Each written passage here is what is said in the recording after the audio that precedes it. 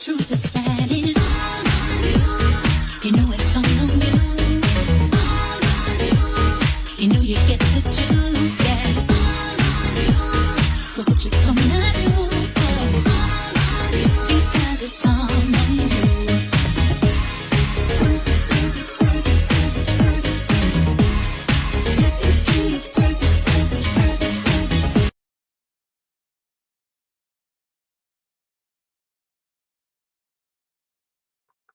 Greetings, good people. Welcome to another edition of Leaders and Learners, where we all know that the best leaders are lifetime learners. And today we're going to talk about the vegan lifestyle, but not from a perspective of if you ain't vegan, then you ain't. No, okay, we're going to talk about why being a vegan makes sense and how you can maybe not be 100% vegan, but it might make sense to make some life choices. And since I am not the expert in this field, I have an executive chef for you that has a background that is outstanding. I will let her know about it. I'll let her tell you about it. But let's get into this conversation. And remember, if you want to ask her questions, that's why she's here right now. So take the opportunity to get some expert advice from Miss Angelina Torres. Hello, ma'am. How are you? Hello, how are you, Tanya? I'm so happy to be here. I am so thrilled. I've been looking forward to this, not only because you're amazing and the first time I met you, your energy was just outstanding, but because I like learning new things. And I know I don't know everything. I know that there's opportunities for me to do better. And I also know that the people out there also feel the same. So thank you for being here. Thank you. Thank you for having me. So before we get going, tell the people a little bit about your story. Well, I will tell you that my love for cooking began when I was a little girl. I was born and raised in New York. My grandparents are from Harlem, New York. I grew up in Queens and then migrated to Brooklyn. But what I fell in love with was my family and how they prepared meals for people. It wasn't just about, feeding people. These dinners that they planned was always about connection. It was about expressing your love for someone. And that is basically what I fell in love with, those faces, the appreciation. When my grandfather had people from our congregation, because, they were churchgoers, and everybody leaving with a plate at the end of the day. And when you said there was a gathering with the Washingtons, people got excited and wanted to be there because they knew it was going to be good food.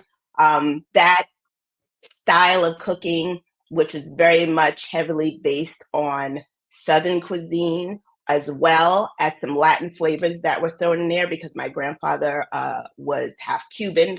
He was a Floridian. And that type of eating, and he was a no game kind of guy too.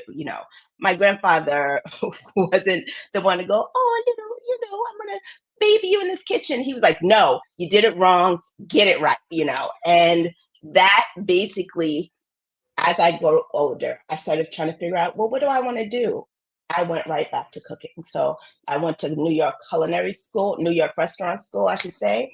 When I was in school, I started reading a lot of food magazines, New York Times. And I came across this article of a chef named Tom Valenti. And I wrote to him, and I was so shocked when he wrote me and told me to come in. And I started my internship there. And through that, I learned how to hone my skills. I went to different restaurants. Ouest is where I started off. I went to DBGB's. I actually ended up cooking at being a head chef at a school called New York Explorers. Then we moved to LA. I've cooked at Saul's in the Brooklyn Museum, and it has been a joyful ride. I've learned through the good and the bad of the kitchen, because it's definitely its own animal.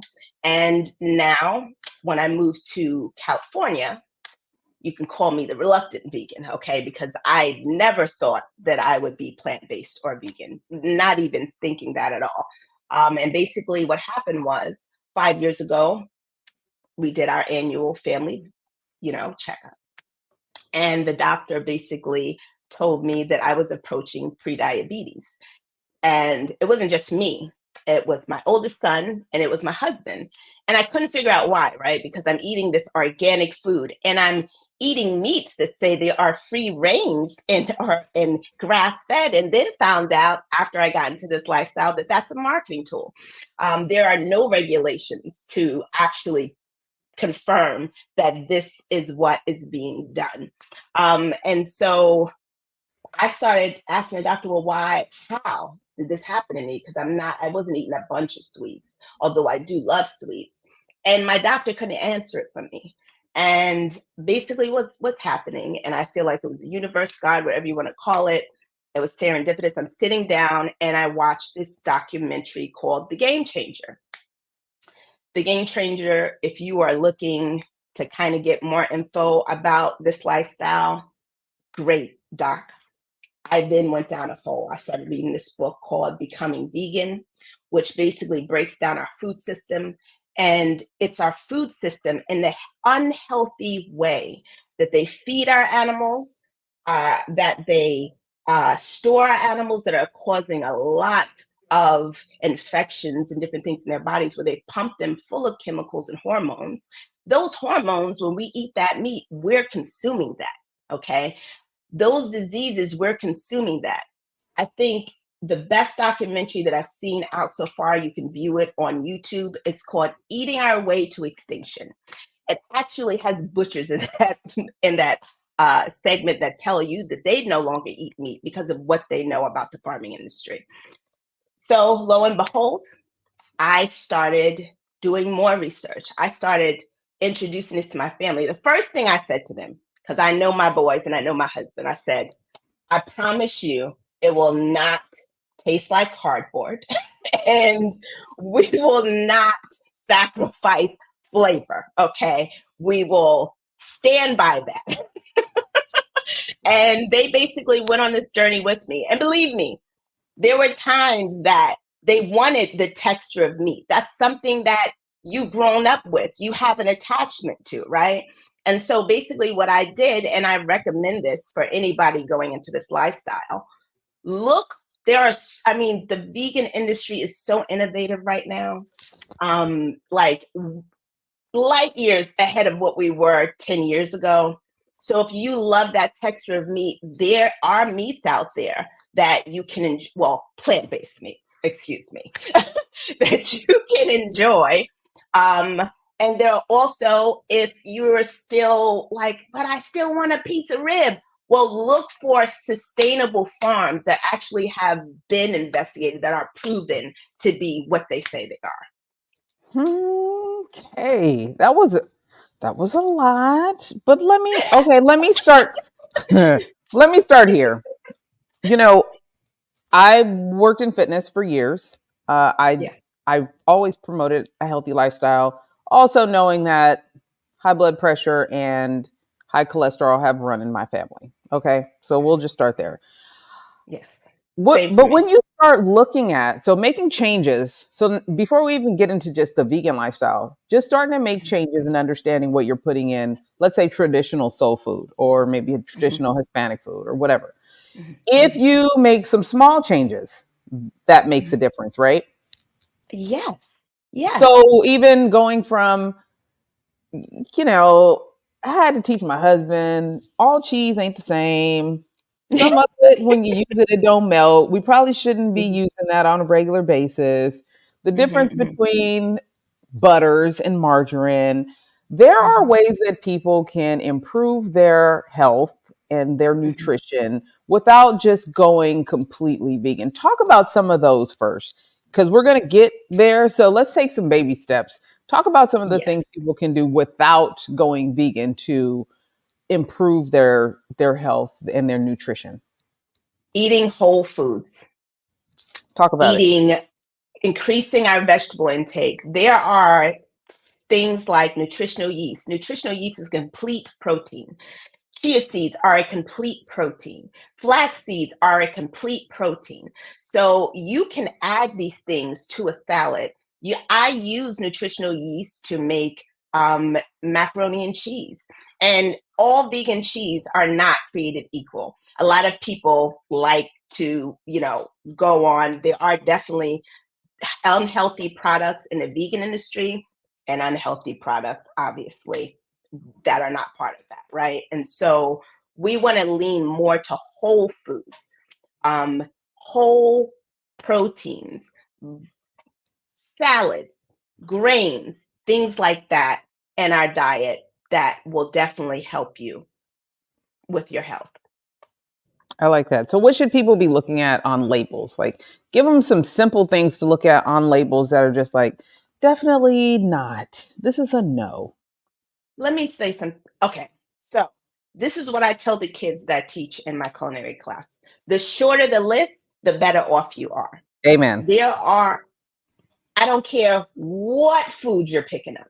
If you can't pronounce it, put it back on the shelf. I think that's as simple as I can get. The smaller the label, the better off you are. I love that. I love that. All right. So let's first start at looking at our ingredients. And now let's move into more of, this is what I was going to tell you. So I cook a lot also, traditional soul food. And what I started realizing is most of what we eat actually is pretty healthy. Black eyed peas. Okay. Maybe we shouldn't do ham hocks. We can do turkey. Yes. The greens, instead of all the swine, maybe we can do smoked turkey or something else. There are ways. Fried chicken. How can I make fried chicken healthier than I do? Is there a way, or is it just, it is what it is? If you decide to do it, that is what it is. All I will say is if you're going to do this fried chicken, and believe me, I understand missing it.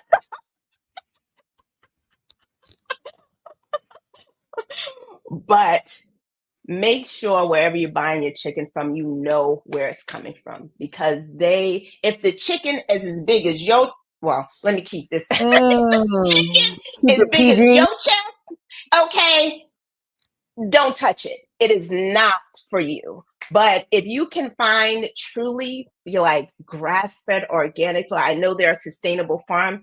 I'm actually going to be doing more research on that so I can actually have a list of places to advise people on.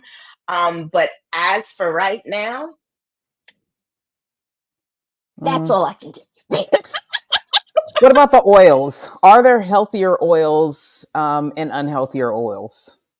They are unhealthy oils. So the idea, if you're going to do that chicken, you want to do it in an air fryer. You want to avoid the oil altogether. Or I think the air fryer is best because the air fryer gives it a crispier texture. So if you were going to do that, I would try to do oven fried or an air fryer. Okay. Those are good alternatives. Okay. Instead of going vegan, how about pescatarian? I love a pescatarian, but we have to be aware of this fishing system too. If you watch that, I know. I can't have nothing. I can't have nothing. I can't have nothing. But we just gotta pay attention to where that fish is coming from. Because if you watch the documentary Eating Our Way to Extinction, they're putting food coloring in salmon now.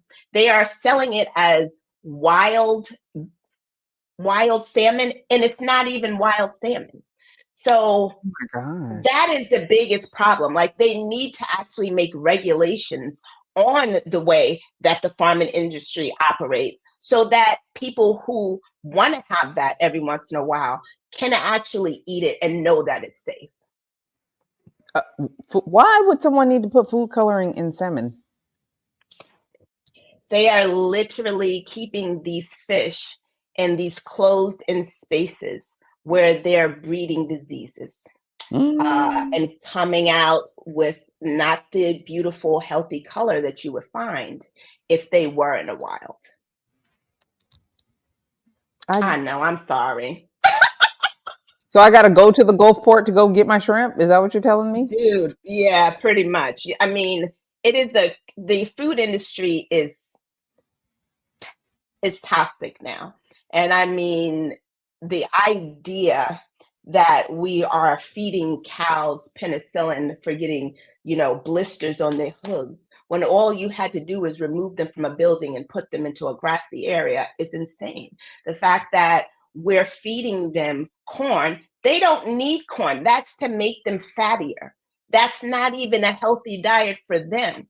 But this is what is being done in these farming, these corporate farming industries. So it's definitely something we need to look out for.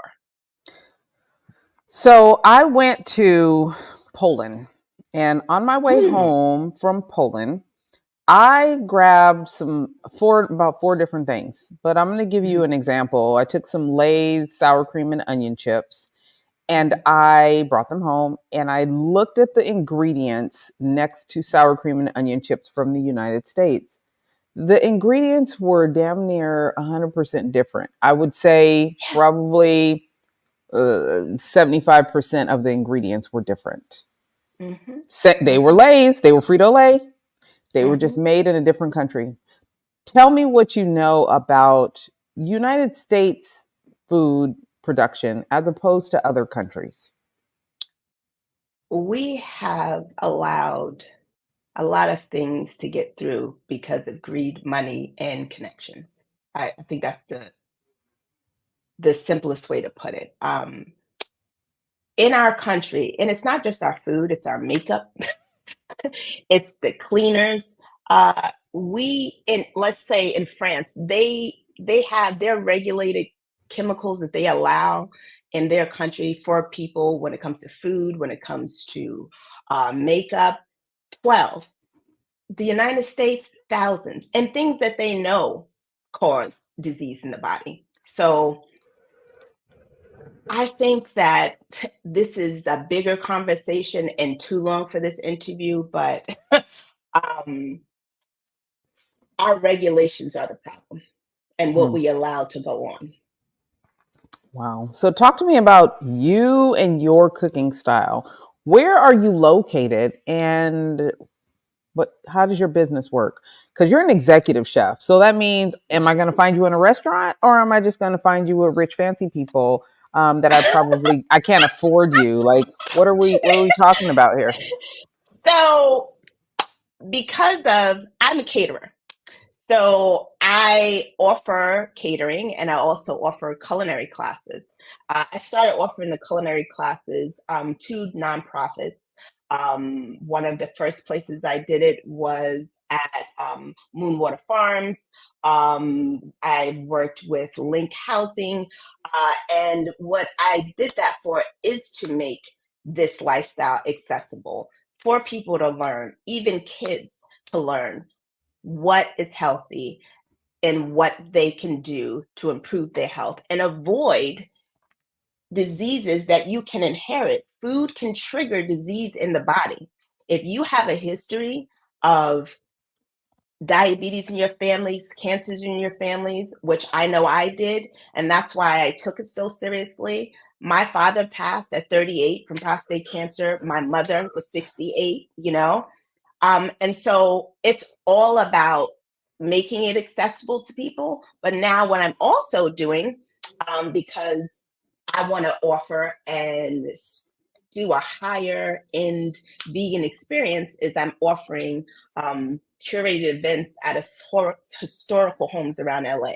So my classes will be in South Bay. Big up to South Bay Boutique Fitness. I'm going to be offering my classes there in January. And then even if you wanted me to come to your home and do private lessons, that's something I'm available to do too. So my situation is very accessible to a person who just wants to learn on their own. If you want a beautiful catered event, I can do that as well.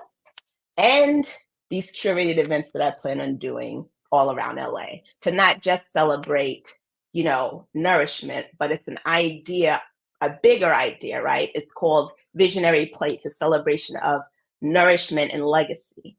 So that's the next thing that Ebony Vegan will be doing.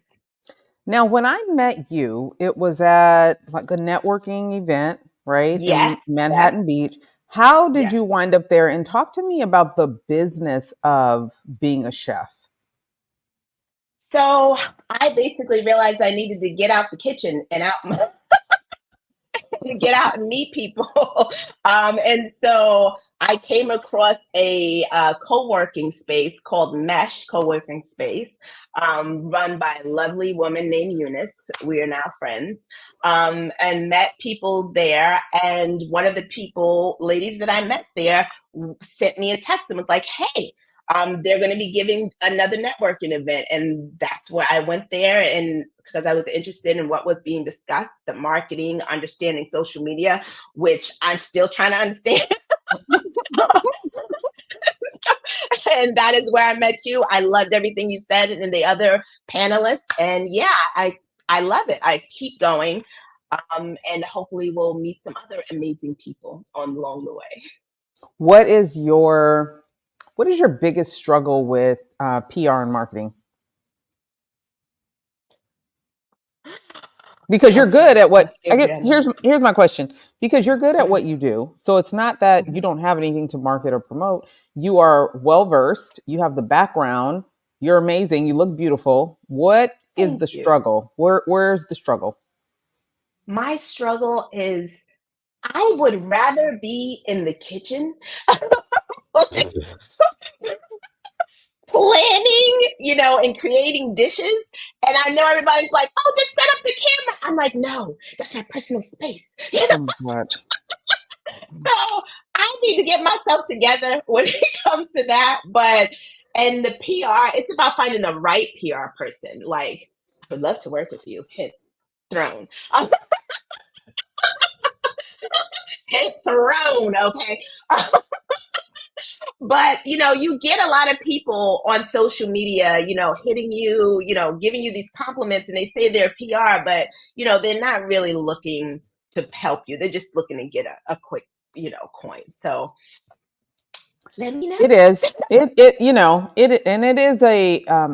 it's a competitive business, but I'll be honest, especially since COVID, there's been a lot of YouTube University publicists out there that tell people that they are publicists and they really understand, but you really should have someone that specializes in culinary media and restaurants and that really understand that industry. So I understand your struggle, but even your social media, and here's the thing I know for sure.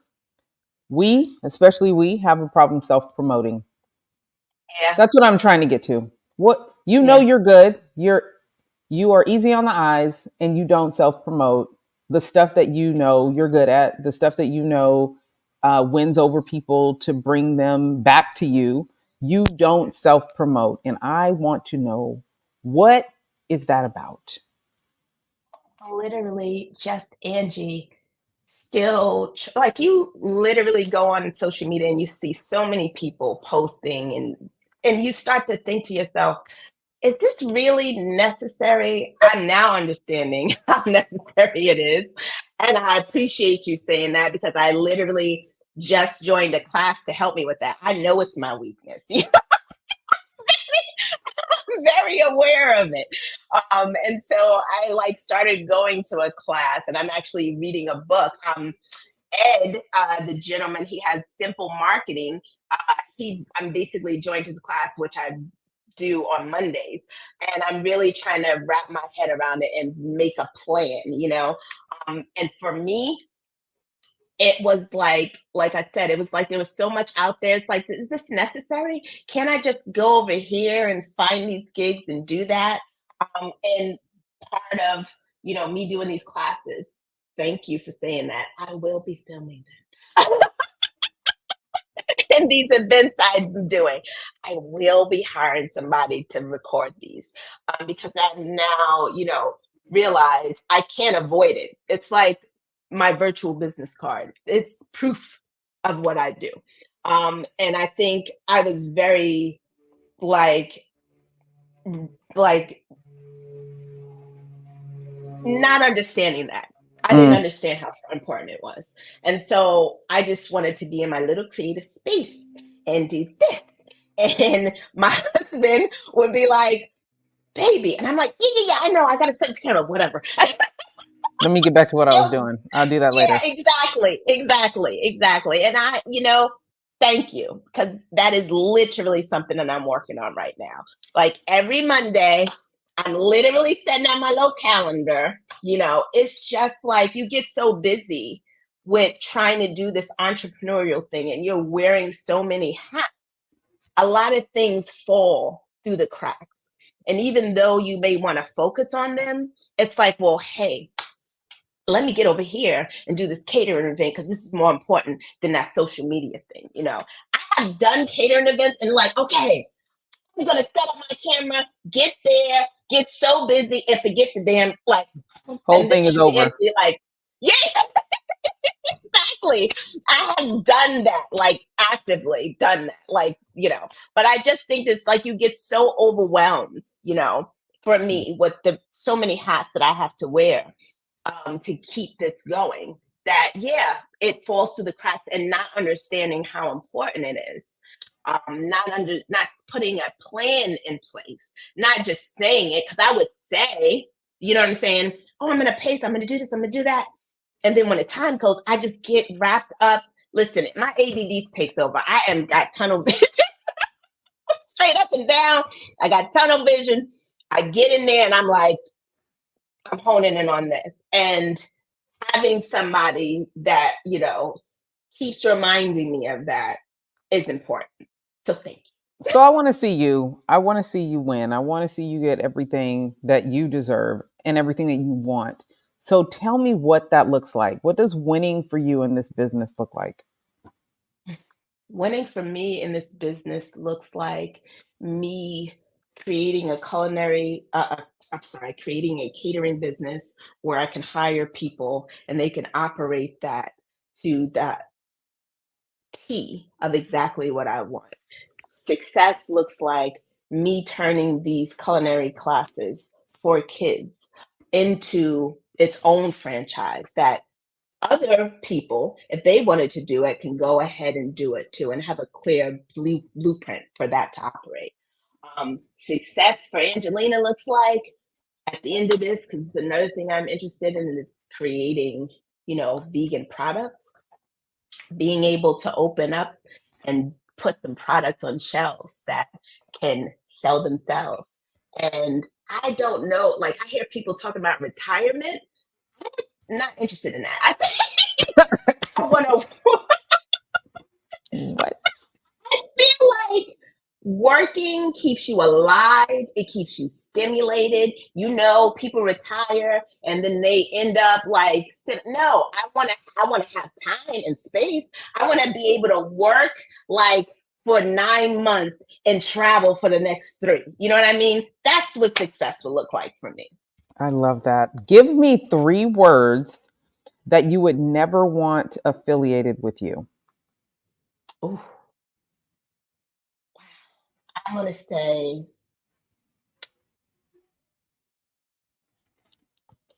wow, there's so many thoughts going through my head right now. I wouldn't want somebody to feel that they weren't heard. Um, I want to build a community because I feel like in the vegan lifestyle, you find a lot of judgy vegan, pages. I want to be the person that's approachable. That's it. Because there's certain diseases out here that this diet may not be good for. You know what I mean? And I understand that. There's literally 15 categories of veganism. One of them are bivalve vegans. These are vegans who eat, like think of like a pescatarian. These are vegans who eat mollusks. So they eat shellfish. And because it is a bivalve, it doesn't have a nervous system, it's sustainable and easy, and you get nutritional benefits from it, right? I'm not going to sit there and judge that person for that. I feel like each individual's like journey is for them. So I don't want to be the judgy vegan. I want to be the vegan that supports the full community. I just want people to lean more to this plant-based lifestyle. Non-judgmental. Yes, non-judgmental, because be real, I was eating ham hocks. Okay. I was eating pig feet. I was sucking them, excuse me. I was sucking them off the bone. I was that person, but what's more important to me, which I feel like our ancestors wanted for us, is to do better, right? And live healthy lifestyle and thrive. And I want to thrive without a bunch of medications at my bedside table. you know, Mm, um, what I want is to be authentic. I would want people to see me as authentic, to see me as approachable, to see I would want people to never feel like veganism is not for them, because actually it's not just for vegans, also for people with allergies. People don't even think about that part of it, mm. right? There are people with egg allergies. There's people with dairy allergies. You know what I mean? So it's bigger than just the word vegan. Um, oh Got my it. goodness, girl, like you got me like I could talk. Thinking. So you gotta tell me. Well, I appreciate that. I appreciate you sharing that. So inauthentic. I like that one. Yeah, you got some good stuff That was there. my one more. Yeah, sorry, I said so much. Inauthentic, non-judgmental. Good Yeah, stuff. All yeah. good stuff. Hard worker and Hard dedicated. worker. Hard worker All and right. dedicated. Yeah. I All right. love that. So let the people know how they can get in touch with you and continue to, watch your journey and be a part of what you have going on. You can sign on to Ebony Vegan. It's Ebony Vegan LA, Ebony Vegan _ LA on Instagram. You can follow me on Facebook. It's just Ebony Vegan. And you can visit my website to learn more about me. That's, of course, www.ebonyveganla.com. And if you have any questions or any things you would like to work or learn about me, my contact is right there. I love it. I absolutely love it.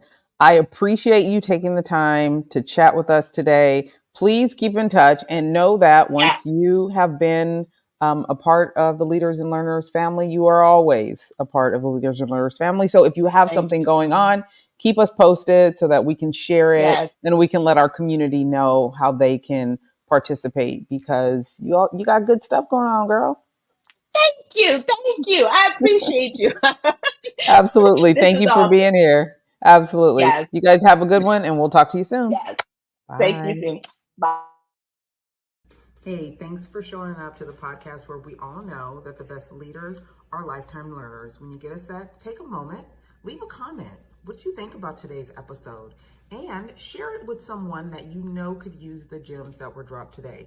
Follow and subscribe. You don't want to miss who's coming up next. You never know who could show up here and what they could say. For your professional needs, marketing, PR, communications, and leadership, make sure you follow us on all social media platforms at Sand and Shores, or hit us up at sandandshores.com. Again, thanks so much for showing up. We appreciate you, and we'll see you soon.